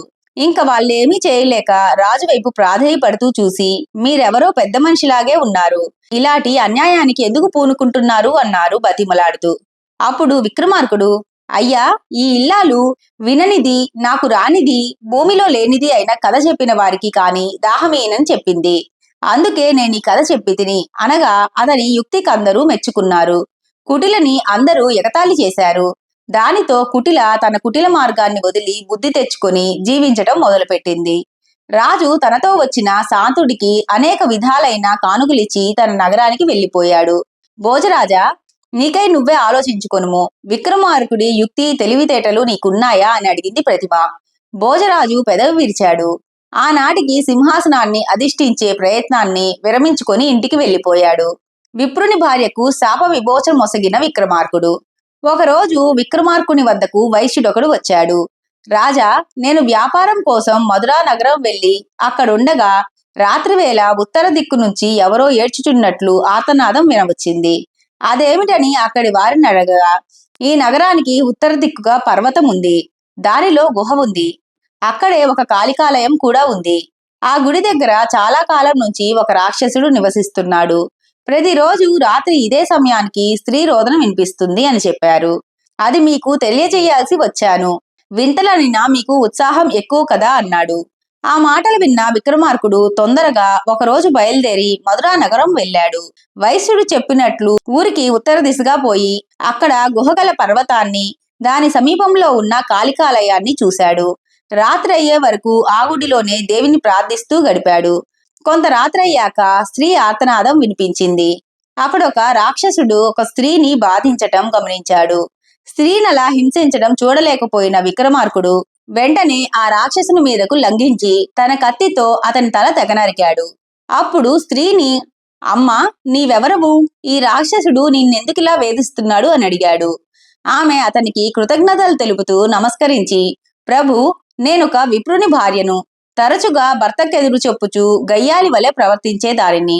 ఒకసారి ఇలాగనే నా భర్తను ఎదిరించగా ఆయన నాపై అపరిమితమైన కోపం చెంది కాళికాలయంనకు దగ్గరలో ఉన్న రాక్షసుని చేతిలో దెబ్బలు తింటూ బతుకు అని శపించాడు. నేను భయపడి వారి పాదాల మీద పడి శాప విమోచనం తెలపండి అని ప్రార్థించాను. వారెట్టకేలకు కరుణించి, కాంత, విక్రమార్క మహారాజు వచ్చి ఆ రాక్షసుని చంపును, నీ బాధ తప్పించును అని శాప విమోచనం చెప్పారు. అప్పటి నుంచి నేను ఈ రాక్షసుడి చేతిలో ప్రతిరోజు నరకయాతన అనుభవిస్తూ వస్తున్నాను. నేటికి మీరు వచ్చి నా శాప విమోచనం చేశారు విక్రమార్క మహారాజా. మీరు నన్నెంతో బాధ నుంచి తప్పించారు. ప్రతిఫలంగా నేను మీకేమి ఇవ్వగలను? మీ రుణం ఎలా తీర్చుకోగలను? ఎలా కృతజ్ఞత తెలుపుకోగలను అంటూ ఏదో గుర్తుకు వచ్చినట్లు, ఈ రాక్షసుడు 10 కోట్లు బంగారు నాణేలను సేకరించి దగ్గరలోనే ఉన్న ఒక రాతి కింద దాచాడు. దానిని మీరు గ్రహించండి. రాక్షసిని చంపారు గనుక ఆ నిధికి మీరే హక్కుదారులు, అర్హులు అంటూ ఆ బంగారు నాణేలే రాతి కిందున్నాయో ఆ రాతిని చూపించింది ఆమె. విక్రమార్కుడు ఆ నాణేలను వెలికి తీసి ఆమెకే ఇచ్చి సుఖంగా ఉండమని భటులనిచ్చి భర్త వద్దకు పంపాడు. భోజరాజా, నీ అందట్టి పరోపకార బుద్ధి కలదా అని అడిగింది బొమ్మ. లేదు అని అంగీకరించాడు భోజరాజు. సింహాసనాన్ని అధిష్ఠించగలనన్న ఆశ అతనిలో అంతరించిపోతూ ఉంది. విక్రమార్క సింహాసనం. ఒకరోజు విశ్వకర్మ భగవానుడికి తన శిల్పశాస్త్ర ప్రావీణ్యతను చాటాలనిపించింది. అలా చాటేందుకు ఒక అత్యద్భుతము, ముందు లేనిది, సాటి లేనిది అయిన ఒక సింహాసనాన్ని నిర్మించాడు. అది దేవేంద్రుడికి ఇచ్చాడు. చాలా కాలం తరువాత దేవేంద్రుడు దానిని విక్రమార్కుడికి బహుకరించడం వల్ల ఆ అపురూప సింహాసనం భూలోకానికి దిగివచ్చింది. విక్రమార్కుడి అనంతరం ఆ సింహాసనాన్ని అధిష్ఠించే అర్హత గల రాజపుంగవుడెవరూ లేకపోవడంతో అది మరలా భూగర్భంలో నిక్షిప్తమై ఉండిపోయింది. అది విధివశాత్తు భోజరాజు వలన మళ్లీ పైకి వచ్చింది. విక్రమార్కుని గుణగణాలను శ్లాఘిస్తూ అతని వలె చక్కని పాలన చేయాలని, పురుషోత్తముడు కావాలని కోరుకుంటూ భోజరాజు సభ నుంచి వెళ్ళాడు. విక్రమార్కుని వితరణ. విక్రమార్కుడు దేశ సంచారం చేయుచున్న సమయంలో ఒక ఆవు అడవిలోని భూమిలో చిక్కుకొని బాధపడుతూ ఉండటం కంటపడింది. దానిని రక్షించబోయి రాజు కూడా ఊబిలో చిక్కుకొనినంతలో ఎక్కడి నుండియో ఒక పులి ఏతెంచి రాజుపై పడింది. అర్ధరాత్రి దాటి చీకటి కుంభవృష్టిగా వర్షము కురుస్తోంది. విక్రమార్కుడు ధైర్యంగా దాన్ని ఎదుర్కొని ఆ పులిని సంహరించాడు. వెంటనే పులి, గోవు మాయమై కామధేనువు రూపము ధరించి అక్కడ ప్రత్యక్షమైంది. కామధేనువు రాజుతో, రాజా, నీ పరాక్రమునకు మెచ్చి విక్రమార్కుడికి బహుమతులు ఇయ్యమని ఇంద్రుడు నన్ను పంపించాడు. నేను నీతో కూడా వచ్చేదను, తీసుకొని పొమ్ము అని అర్థించింది. రాజు దానిని వెంటగొని పోయాడు. మార్గమధ్యంలో ఒక వృద్ధ పాపడు ఎదురై, ఓయి, ఉజ్జయిని ఎంత దూరంలోనున్నది? విక్రమార్కుని ఆశ్రయించి నా పరిస్థితి వివరించి నా బ్రతుకు తెరువుకై సహాయము పొందుదామని వెళుతున్నాను అనెను. ఆ మాటలకు విక్రమార్కుడు నవ్వి, నేనే విక్రమార్కుడను. ప్రస్తుతము దగ్గరలో నా చెంత ఈ కామధేనువు కలదు. ఇది మీ అభిష్టాలను నెరవేర్చగలదు. దీనిని నీవు తీసుకొని పొమ్ము అని ఆ బీదవానికి ఆ కామధేనువును దానం చేశాడు. సావధానంగా ఉజ్జయినికి పోయి ధర్మ మార్గమున పరిపాలన కొనసాగించాడు విక్రమార్కుడు. రాక్షసునికి శాప విముక్తి నొసగిన విక్రమార్కుడు. విక్రమార్కుడు ఒకనాడు దేశ సంచారం చేయుచు ఒక చోట పురాణము వినుచుండగా ఒక విప్ర స్త్రీ అరుదించి, నా భర్తను మొసలి లాగుకొని పోవుచున్నది, రక్షింపుడని వేడుకొనెను. విక్రమార్కుడు వెంటనే నదిలోకి దూకి అతడిని కాపాడగా దానికి ప్రత్యుపకారంగా ఆ విప్రుడు, రాజా, నా ప్రాణాలు కాపాడితివి. నీకొక మంత్రమును ఉపదేశిస్తున్నాను. దాని వలన నీ సర్వపాపమును పోవటయే కాక నీవు కోరినప్పుడు దేవలోకము నుండి విమానం వచ్చి నీ అభిష్టాన్ని నెరవేర్చగలదు. కాని దీనికి ఒక షరతుంది. ఈ మంత్రమును మరి ఒకనికి ఉపదేశించినచో అది మొదటివానికి ఉపయోగపడదు అని మంత్రోపదేశము గావించెను. అంతలో అతడి చెట్టుపైనున్న బ్రహ్మరాక్షసుడే తెంచి, రాజా, చాలా కాలం నుండి ఈ వృక్షం నందు బ్రహ్మరాక్షసుడనే ఈ చెట్టుపై నివసించుచున్నాను. విక్రమార్క మహారాజు వల్ల నా శాప విముక్తి కలుగునని నాకు తెలుసును.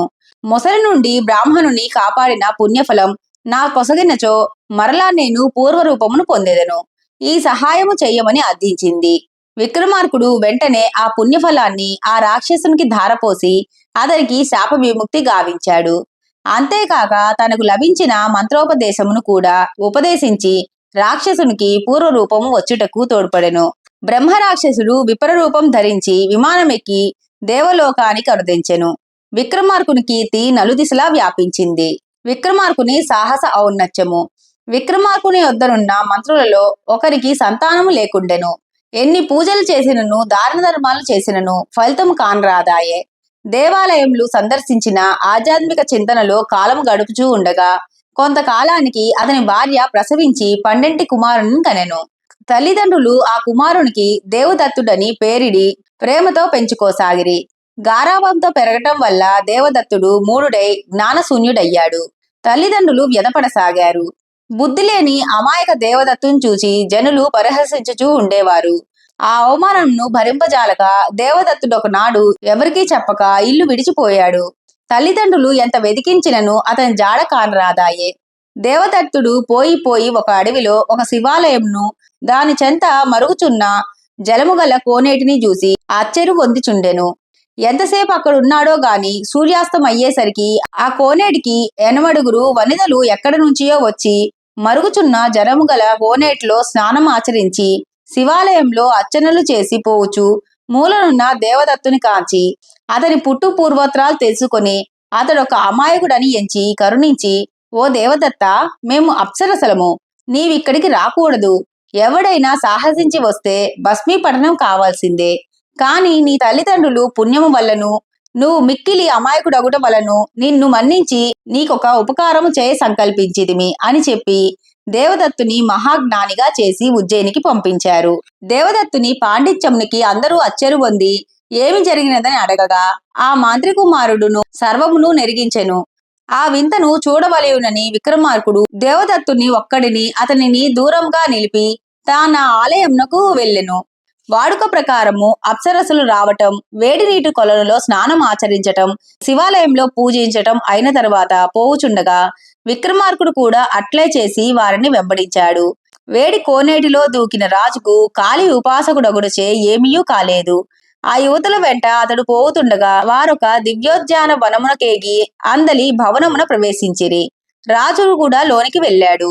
అచట ఎనమండుగురు దివ్య పురుషులు తపస్సు చేసుకుంటూ కనిపించారు. విక్రమార్కుడు వారికి నమస్కరించి చెంత నిల్చెను.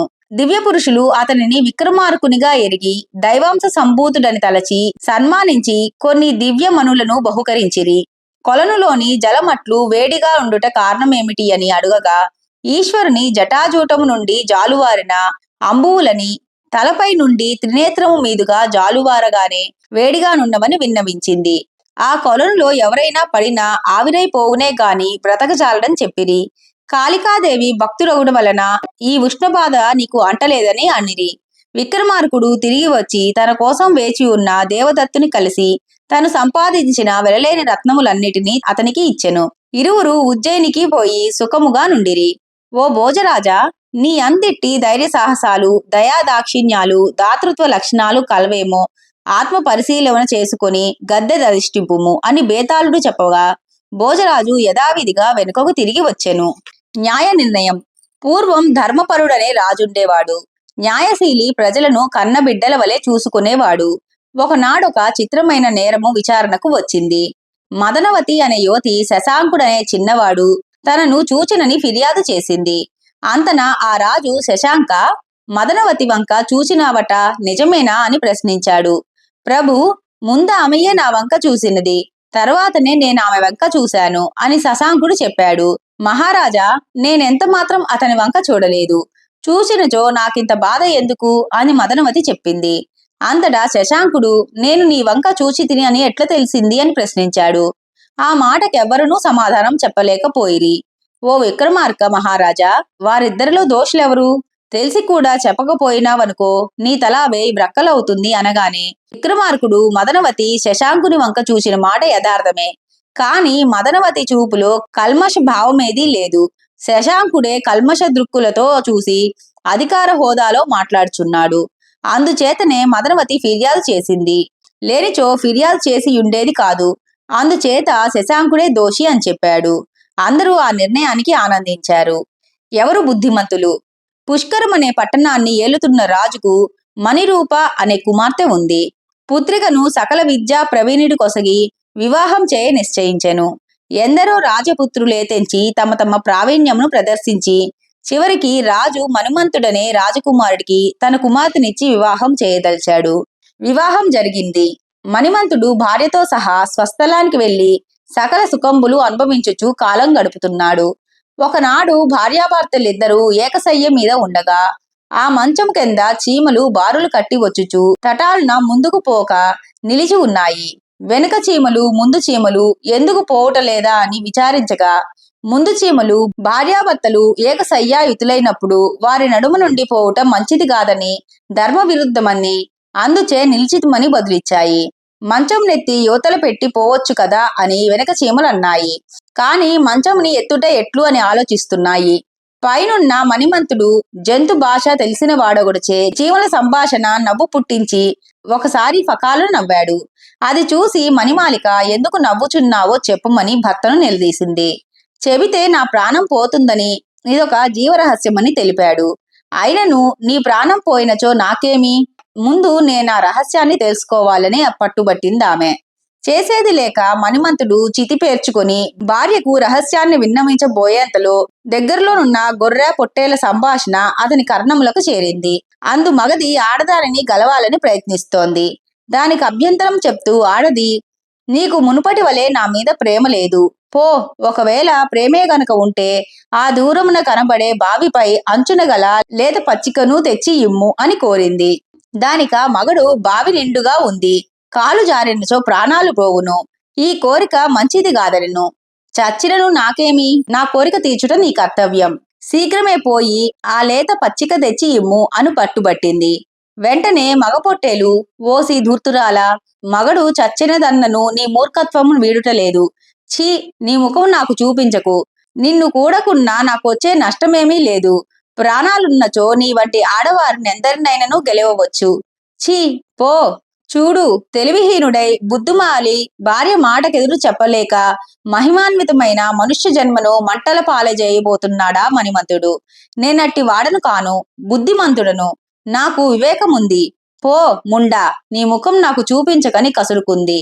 జంతు భాష తెలిసిన మణిమంతుడు దిగ్గున చితిపై నుంచి లేచి, జంతువులే ఇంతటి వివేకంతో నుండగా అనవసరంగా నా జన్మ వృధా చేసుకోవటం మంచిది కాదని తలబోసి చెంతనున్న భార్యతో, ఛీ దుర్మార్గురాల, ఆ రహస్యమును నేను వెల్లడించను, నన్ను విడిచిపోవాలని ఉంటే శీఘ్రముగా పో, నాకు ముఖం చూపించకు, నీ వంటి భార్యలను ఎందరినైనను పొందవచ్చును గాని మహోన్నతమైన మానవ జన్మను మరలా పొందలేను అని చెప్పి అచ్చటి నుంచి వెడలిపోయెను.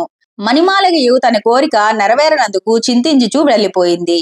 రాజా, ఇందు బుద్ధిమంతులెవరు అని బేతాళుడు అడుగగా రాజకుమారునకు హితబోధ చేసిన పొట్టేలే మిక్కిలి బుద్ధి కలది. జంతువు అయ్యిండి కూడా మానవ జన్మ గొప్పదనమును తెలియజెప్పిన పొట్టేలు మిక్కిలి శ్లాఘనీయమైనదని విక్రమార్కుడు చెప్పగా బేతాళుడు తిరిగి యథాస్థానమునకు వెళ్ళాడు. ఇంతటితో కథ కంచికి, మనం ఇంటికి. ఇంతటితో బొమ్మలు చెప్పిన కమ్మని కథలు సమాప్తమండి. ఈ కథలు కనుక మీకు నచ్చినట్లయితే లైక్ చేసి, షేర్ చేసి, కామెంట్ చేసి మన ఛానల్కి సపోర్ట్ చేసేయండి ఫ్రెండ్స్.